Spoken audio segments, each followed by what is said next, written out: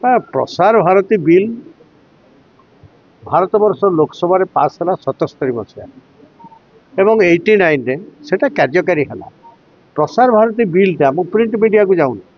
Prasar Bharati bill जिते tabled है parliament तार जो उद्देशिका कौन पाई गोटे बिल आसे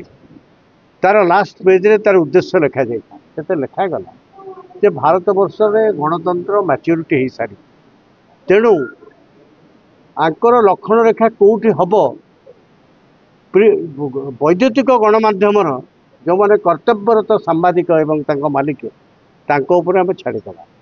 तेणु आपण मान कौन आईन कानून कौन पाबंद ना